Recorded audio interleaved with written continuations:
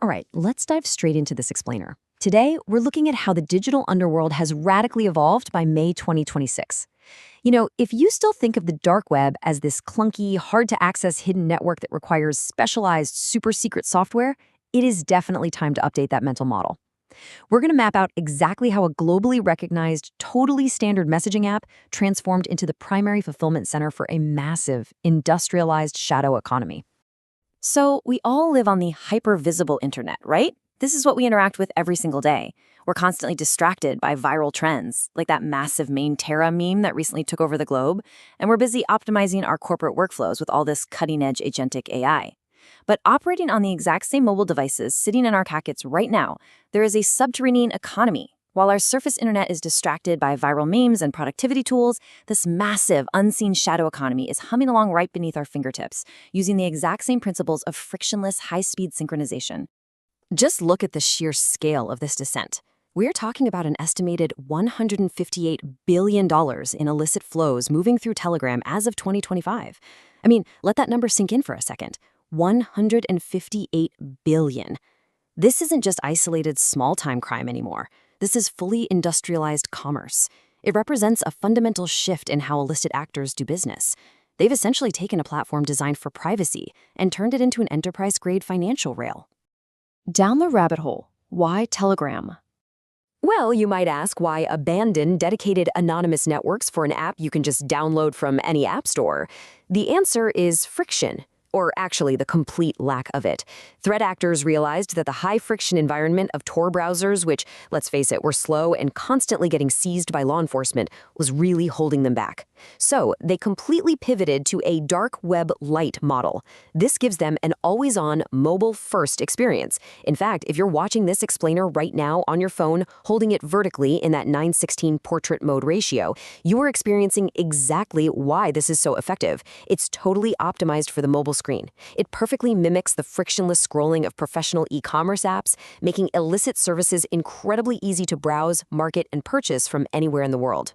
What's fascinating here is how everyday architectural features have been completely weaponized. Take Telegram's 2 gigabyte file limit. It was designed so you can, share high-res home videos. But criminals, they use it to seamlessly exchange massive 100 gigabyte databases of stolen credentials, which they call combo lists. The bot API, it's being used to automate data exfiltration globally. Cloud syncing provides real-time operational continuity across devices for these criminal teams. And those gated groups are used to create highly selective, broadcast-only channels with up to 200,000 members, which builds trust and preserves high-signal intelligence. Now, you might be thinking, wait, isn't Telegram trying to stop all this? And they are. In 2025 alone, Telegram blocked 43.5 million channels. That is a truly staggering enforcement effort following some massive moderation pushes. But instead of actually stopping the crime, this aggressive moderation just triggered a ruthless survival of the fittest adaptation. Criminals adapted. They now pre-create backup channels and preload them with their audiences well before the original channel even gets banned. It's this continuous, unending loop of resilience. Section 2, the pipeline. Industrialized data thefts. Let's move to the primary engine of this black market and see exactly how a single infected laptop gets converted into a high-value tradable asset.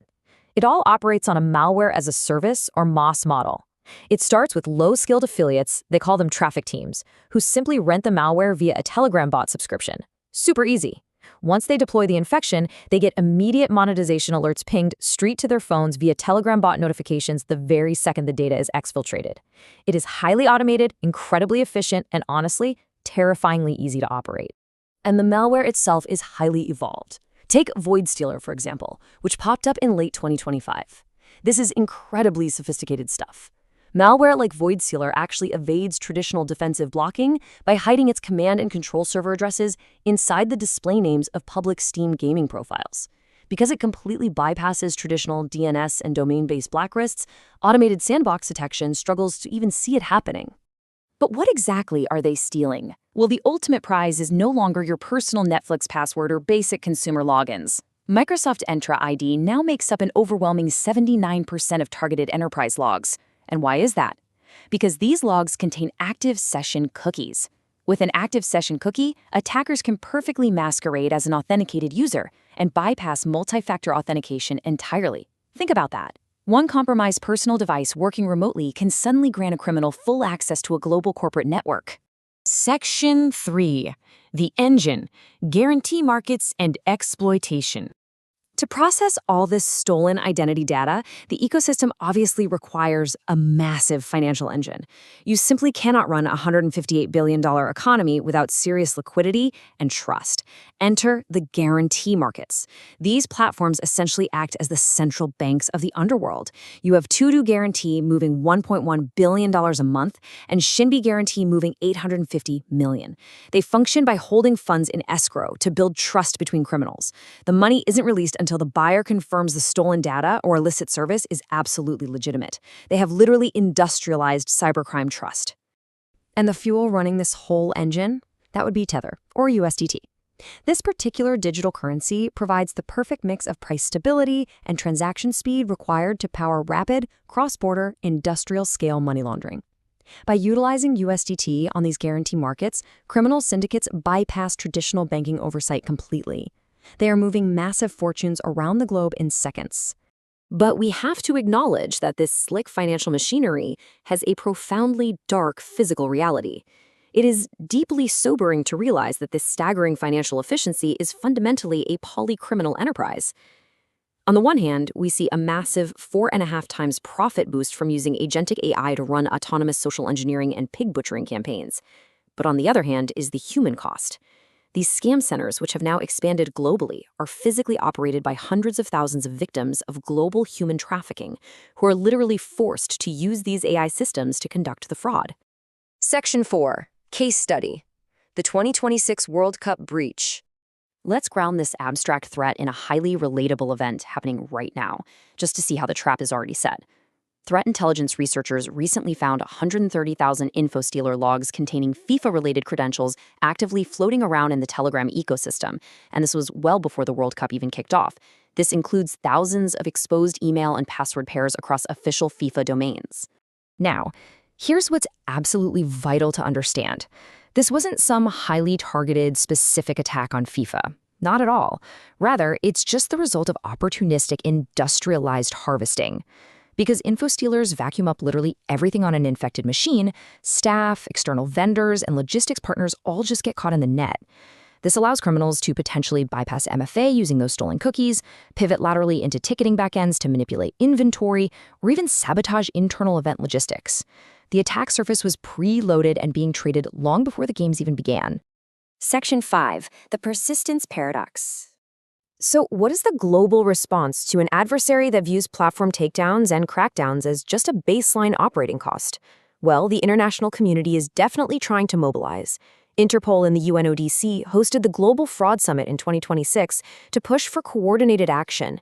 And while they certainly have had successes, like recovering $1.1 billion in assets through international cooperation, it is staggeringly overshadowed by an estimated $442 billion lost annually to organized fraud. The disparity between those two numbers is just alarming. We are basically facing what analysts call a persistence paradox. Relying solely on traditional whack-a-mole platform takedowns has reached its absolute limit. When you ban an account, they just bulk buy aged accounts. When you block a channel, they instantly reform under new URLs. Therefore, defensive strategies are being forced to adapt. We absolutely must shift towards continuous exposure management, monitoring those high-signal gated Telegram communities, and focus our structural disruption on the financial settlement layers, like those guarantee markets we discussed earlier. Which brings us to our absolute most critical takeaway from the source material. The device is no longer the primary security boundary, the identity is. Because of the mass commoditization of stolen session cookies and enterprise logs on Telegram, firewalls and traditional device-level security are routinely bypassed. If they have your identity and your active session, they are already inside the house. As this global shadow economy continues to industrialize and exploit the very tools we use for legitimate commerce and communication every single day, I want you to ask yourself this to wrap up our explainer today. If your identity is the perimeter, how secure are your borders? Take a moment to really think about your own digital footprint and the multi-factor authentication methods you rely on. Thank you so much for joining me on this deep dive into the 2026 Telegram industrial complex. Stay curious, stay vigilant, and I'll see you in the next explainer.